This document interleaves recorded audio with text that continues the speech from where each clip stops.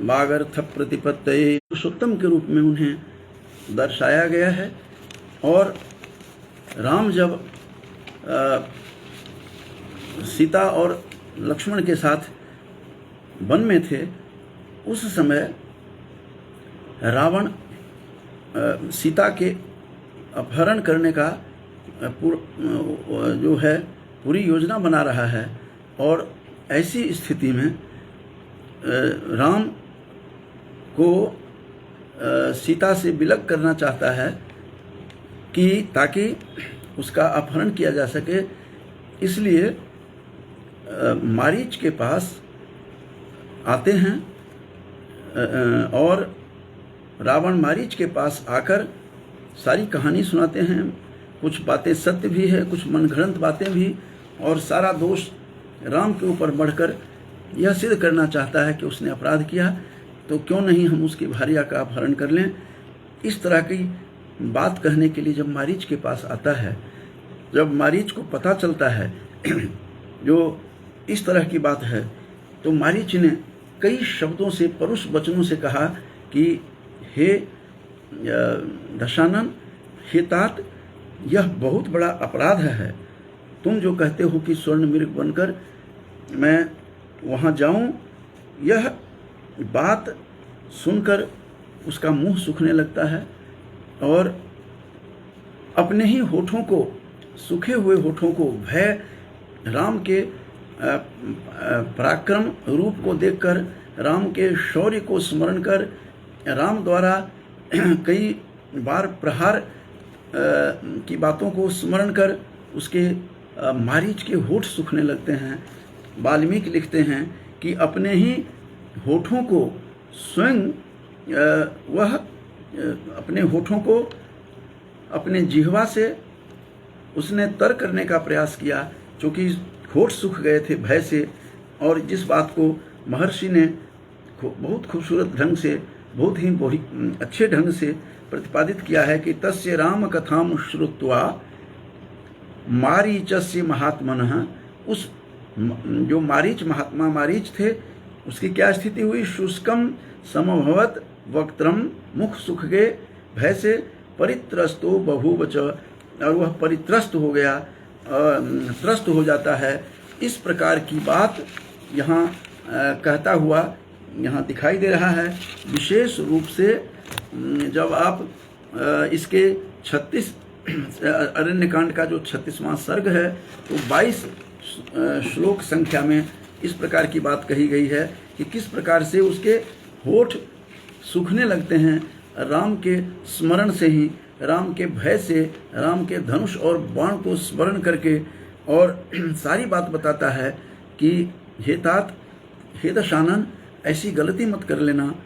राम को न तो पिता ने घर से निकाला है, न राम को पिता से कोई झगड़ा हुआ है।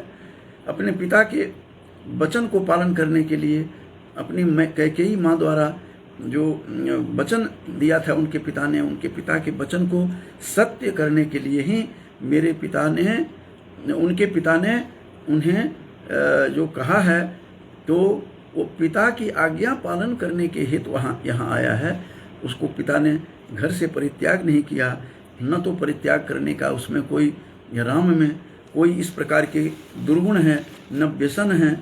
ऐसे राम अलौकिक और अद्वितीय पुरुष हैं। इस प्रकार मारीच की जब दृष्टि में, मारीच की खिड़की से यदि हम, विचारों की खिड़की से हम झांकें, तो अलौकिक बातें करता हुआ दिखाई देता है। और किस प्रकार से उसके होठ सूख गए हैं उनके भय से, राम के आतंक से।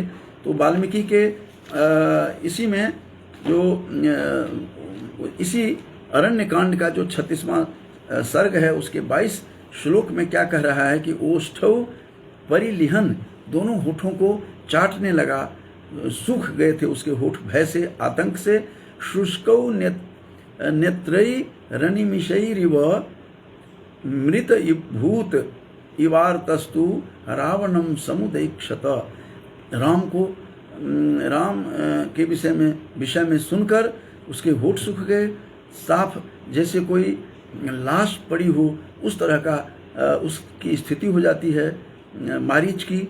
भय के कारण, राम के भय के कारण और इस क्रूर कर्म के कारण, क्योंकि अब क्रूर कर्म करना छोड़ चुका है, मारीच में परिवर्तन आ चुका है, मारीच अब भक्ति में डूब गया है। इस प्रसंग को राम के विषय में यदि कुछ जानना हो तो मारीच और रावण के वार्ता की खिड़की से जब झांकें तो अद्भुत प्रसंग सब उठा करके यहाँ पर लाया गया है। और मारीच राम के पराक्रम के विषय में रावण को समझाते हुए कहता है कि हे दशानन, तुम स्वभाव से अतिशय चंचल हो एवं गुप्तचर भी नहीं रखते हो। तुम्हें ज्ञात नहीं है कि रामचंद्र का पराक्रम क्या है। मैंने बहुत उनको देखा है। न नूनम बुद्ध्य से रामम महावीर्य गुणोन्नतम।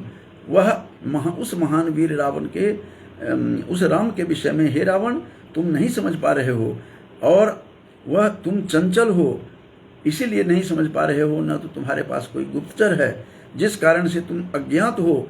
राम के शौर्य के विषय में, राम के पराक्रम के विषय में तुम बिल्कुल अनाड़ी लग रहे हो और तुझे बिल्कुल कुछ ज्ञात नहीं है। राम का बल तो उसी प्रकार है जैसे महेंद्र का बल है, जैसे इंद्र का बल है, और वरुणोपमम कहा है। ये न नूनम बुद्धि से रामम महावीर्य गुणोन्नतम अयुक्त चारस चपलो महेंद्र वरुणोपमम। इस तरह की बातें उन्होंने कहा है। 37वां जो कि अरण्यकांड का उसका सर्ग है, उसके तीसरा श्लोक है कि न नूनम बुद्ध्य से रामम महावीर्य गुणोन्नतम। ऐसे उस महान वीर के विषय में तुझे कुछ नहीं पता। वह साक्षात ऐसा लगता है जैसे महेंद्र या वरुण के समान उनकी शक्ति है, उनकी ताकत है। तुम उसके विषय में, राम के विषय में कुछ भी नहीं जानते हो, और इतना विनम्र है कि किसी को भी तीक्ष्ण कटु वचन कभी भी नहीं कहता। इस प्रकार की उनका इन प्रकार का स्वभाव है। और वह जो जनकात्मजा है, वह जो जानकी है, वह अपने ही तेज से स्वयं रक्षित है। कथं नु तस्य वैदेहीं रक्षिताम स्वेन तेजसा इंद्र इच्छसे प्रसभम हर्तुम प्रभामिव विवस्वतः। जैसे सूर्य की प्रभा को कोई सूर्य से पृथक नहीं कर सकता, जैसे सूर्य की प्रभा को सूर्य से अलग नहीं कर सकता, उसी प्रकार राम से जो सूर्य स्वरूप जो राम है, ऐसे राम के संपर्क से, राम के साथ से, संग से कोई भी नहीं उसको हटा सकता है। वह उसी तरह है जैसे सूर्य की प्रभा और सूर्य का संबंध है, उसी प्रकार राम और सीता का है। तुम उसको नहीं जानते हो। हे मारीच, पदे पदे रावण को राम के समस्त गुणों एवं शौर्य का परिचय करा रहा है कि वह किस प्रकार का है। जनक नंदिनी जिसकी भार्या है, उनका तेज निश्चय ही अप्रमेय है, उसको कोई प्रमेय नहीं है। अतएव तुम में इतनी शक्ति नहीं है तुझ में कि उनका अपहरण कर लोगे। श्री राम का अप्रमेय बल धनुष में है, और कहते हैं अप्रमेयं ही तत्तेजो।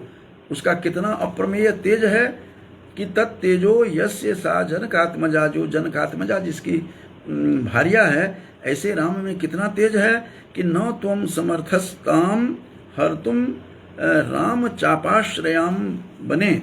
वह जंगल में, इस वन में चाप के आश्रित है, चाप से वह सुरक्षित है।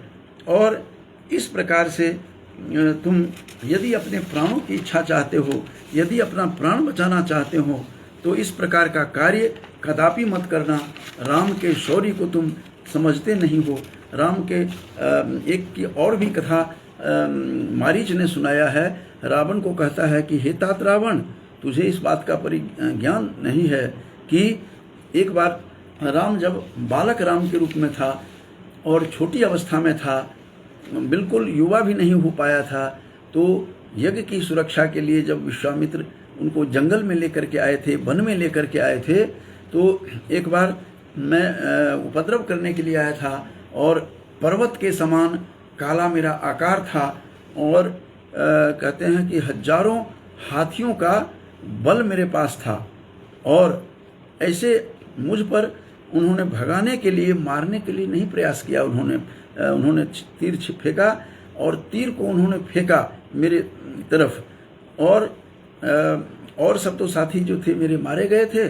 मारीच कथा सुना रहा है राम के शौर्य का, राम के प्रताप का, राम के जो की वीरता का। कह रहा है कि मैं 100 योजन जा कर के गिरा और वो जा कर के समुद्र में अपने आप को होश आया। बहुत देर के बाद तो पाया कि मैं समुद्र में हूँ। फिर वहाँ से मैं लंका चला गया। इस प्रकार की बात मारीच, इसे वाल्मीकि रामायण का जो मारीच है उसकी दृष्टि में जब राम का स्वरूप झांकने का कोशिश करेंगे तो आश्चर्यजनक बातें कहता हुआ दिखाई देता है। मारीच कहता है कि हे रावण, वह तो आचारवान है, विचारवान है, इतना विचारवान है और आचारवान है कि वह सबको, किसी को भी बिना कारण से मारना भी नहीं चाहते, न त्रस्त करते हैं, न डराते हैं। और फिर दूसरे बार की कथा सुनाते हैं रावण को कि हे दशानन, तुझे मैं क्या बताऊं उसके पराक्रम का और शौर्य का। एक बार मैं दोबारा मैंने फिर चेष्टा की उस वहाँ जाकर के मैं ऋषि मुनियों का मांस खाता था और पर्वत के आकार का काला मेरा स्वरूप था, विशाल हजारों हाथियों का बल मेरे पास था। तो फिर भी एक बार मैं उछल कूद करता हुआ हिरण बन करके एक बार मैं गया उनके आश्रम में और वहाँ उपद्रव करने लगा जा कर के, जहाँ विश्वामित्र का आश्रम था। तो इन्होंने अपने तीर चलाया तो सारे मेरे साथी, कहता है मारीच की, मारे गए। मैं किसी तरह उछल कूद करके भाग करके वहाँ से अपनी प्राण की रक्षा की। इस प्रकार से कई उदाहरणों के द्वारा, कई दृष्टांतों के द्वारा राम को के विषय में रावण को समझाया जा रहा है। मारीच की दृष्टि से यदि हम राम को देखते हैं तो विलक्षण राम का दर्शन होता है। राम के बारे में केवल शौर्य का ही गुणगान नहीं कर रहा है। ये मारीच कहता है कि हे दशानन, हे तात, मैं क्या बताऊं कि राम तो विग्रहवान हैं, रामो विग्रहवान धर्मः। राम तो धर्म के विग्रह हैं, राम तो धर्म के विग्रह हैं। यह बात उन्होंने अरण्यकांड के, वाल्मीकि रामायण का जो अरण्यकांड है उसका 37वां सर्ग का जो 13वां श्लोक है, उस श्लोक में कहा जा रहा है कि रामो विग्रहवान धर्मः। राम तो साक्षात विग्रह हैं, मूर्ति हैं, प्रतिमूर्ति हैं धर्म के। साधु सत्य पराक्रमः, और साधु भी हैं और सत्य के पराक्रमी हैं, सत्यनिष्ठ हैं, कर्तव्यनिष्ठ हैं। राजा सर्वस्य लोकस्य, और सभी लोकों के राजा के रूप में हैं। और देवा नाम एव वासवः, और देवताओं में जैसे इंद्र है उस प्रकार से राजाओं में भारत इस लोक के सभी लोगों के राजा हैं। इसीलिए हे दशानन, हे पुत्र, हे तात, तुम यह काम छोड़ दो। चूँकि मारीच रावण का मामा भी था संबंध में, इसीलिए उसको समझा रहा है कि हे तात, ऐसी बातें मत करो, इस तरह की बात छोड़ दो। और एक मारीच राम के अपूर्व रूप का सच्चा गवेषक के समान दिखाई दे रहा है। जो कोई गवेषक हो, कोई शोध करता हो, तो राम के स्वरूप पर कितना बड़ा शोध किया होगा। तो राम को धर्म का विग्रह बताकर मारीच राम भक्तों की पंक्ति में खड़ा दिखाई देता है। आश्चर्य होता है, एक राक्षस कुल में जन्म होना, एक राक्षस होना, मांसाहारी, ऋषि मुनियों के मांस को खून पी करके रहने वाला वह मारीच किस प्रकार की ज्ञान की बातें कर रहा है। ऐसा लगता है कि वे प्रथम पंक्ति में खड़े हों। यदि राम भक्तों की पंक्ति जब हो तो उसमें प्रथम पंक्ति में खड़े ये मारीच दिखाई देता है। मारीच के स्वरूप को देखकर आश्चर्य होता है।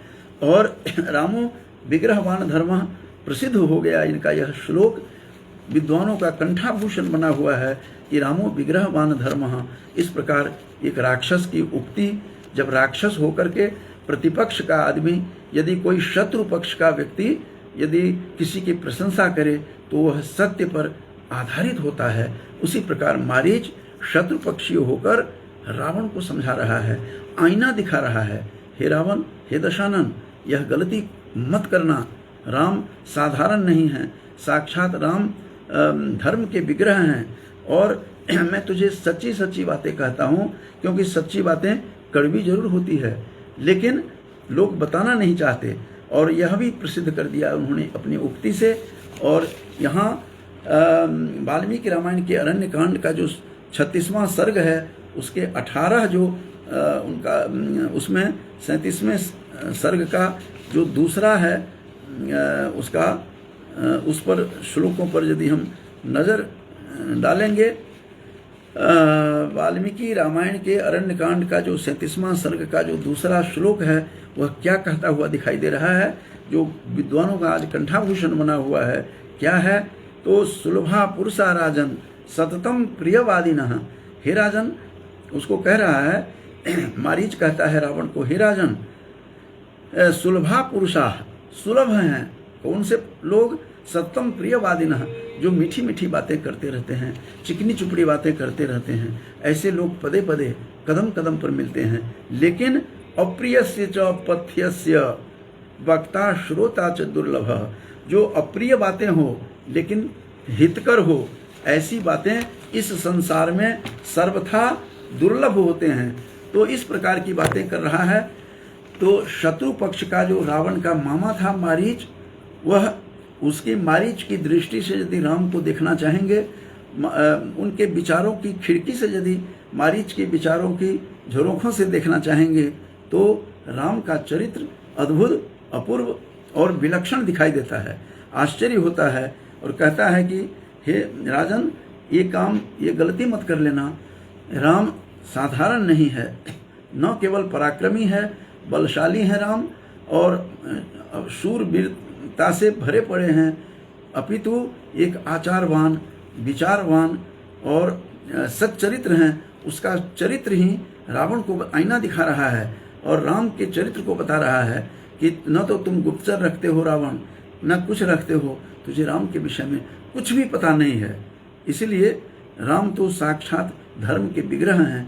ये मारीच शत्रु पक्ष का होकर, एक राक्षस होकर राम के चरित्र को जिस प्रकार से उभारने का प्रयास किया है, 3-4 सर्गों में वाल्मीकि रामायण के अरण्य कांड में देखकर मैं अचंभित था आज। तो कहते हैं कि उनके उससे ज़्यादा विरोध लेने की आवश्यकता नहीं है। इसीलिए हे दशानन, तुम ऐसी गलती मत कर लेना। राम वो व्यक्ति हैं जिनमें रमनते योगिनः यस्मिन, जिसमें योगी लोग रमन करते हैं जिस राम में, ऐसे राम हैं। उस राम के बारे में गलत धारणा पाल करके मत बैठो। राम साधारण नहीं है, राम केवल पराक्रमी और वीर ही नहीं, बल्कि राम साक्षात धर्म की प्रतिमूर्ति हैं। धर्म का साक्षात जीता जागता स्वरूप स्वयं राम हैं। राम का आचरण इतना अच्छा है कि आचारवान जो व्यक्ति होता है तो वो आचारहीनं न पुनन्ति वेदाः, जो बात वासिष्ठ स्मृति में कही गई है कि आचारहीनं न पुनन्ति वेदाः, जो आचार से हीन होते हैं वेद उसको पवित्र नहीं किया करते, कभी वेद पवित्र नहीं वेद करता। इसीलिए वे आचारवान हैं, आचारहीन नहीं है। तुम दुराचारी हो, आचारहीन हो। बहुत सारी बातें कटु वचनों के द्वारा मारीच ने रावण को समझाने का प्रयास किया।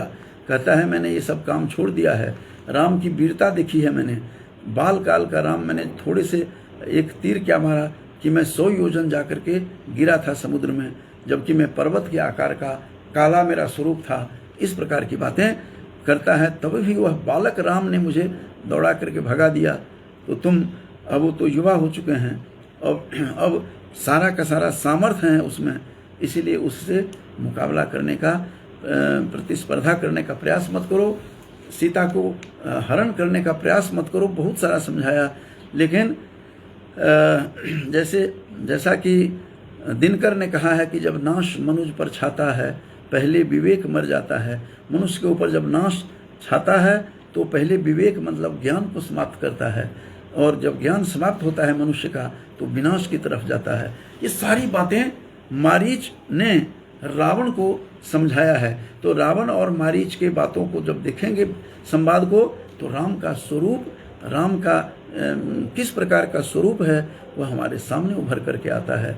वह राम साक्षात रामो विग्रहवान धर्म, धर्म का तो स्वरूप है, साक्षात रूप ही है धर्म का। इस तरह से आज मैंने कुछ एक लेख कहीं से आया था भेजने के लिए, तो मैंने मारीच की दृष्टि में राम वाल्मीकि रामायण के संदर्भ में क्या हो सकता है उसको लिखने के लिए बैठा।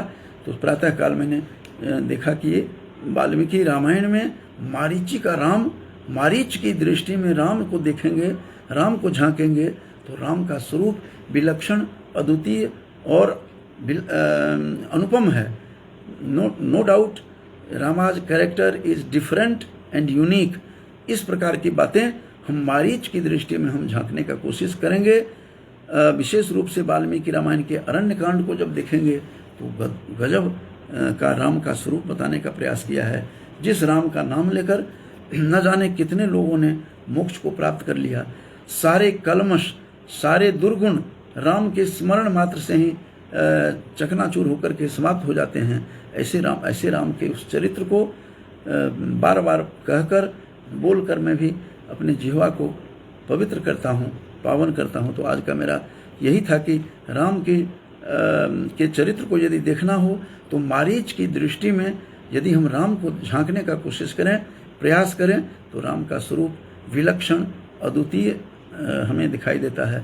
इन्हीं शब्दों के साथ हमारे परम मित्र और राजनीति शास्त्र के विद्वान, सेवानिवृत्त मेरे साथी प्रोफेसर हरपाल सिंह सैनी जी भी सुन रहे हैं। भाई को बहुत बहुत शुभकामनाएं देता हूं। और इस प्रकार से राम भक्त के रूप में जैसा कि मैंने मारीच को देखा है, राम की भक्ति में इतना डूबा हुआ दिखाई दे रहा है। इसमें मारीच जो कि शत्रु पक्षीय है, शत्रु है, राक्षस है, और फिर भी मारीच को जब हम देखेंगे तो मारीच राम की भक्ति से अभिषेक किया हुआ दिखाई देता है, राम की भक्ति में डुबकी लगाया हुआ दिखाई देता है। और राम भक्तों में यदि हम गणना करें तो प्रथम पंक्ति में खड़ा हुआ हमें मारीच दिखाई देता है। इन्हीं शब्दों के साथ धन्यवाद देते हुए भाई हरपाल भाई को नमन करते हुए, नमस्कार करते हुए अपनी वाणी को विराम देता हूँ। ईश्वर से प्रार्थना करता हूँ राम से कि सब संपूर्ण भारत ही नहीं, संपूर्ण विश्व में राम जैसा चरित्र हो जाए तो सभी समस्याएं इस विश्व की स्वतः समाप्त हो जाएगी। इन्हीं शब्दों के साथ जय श्री राम।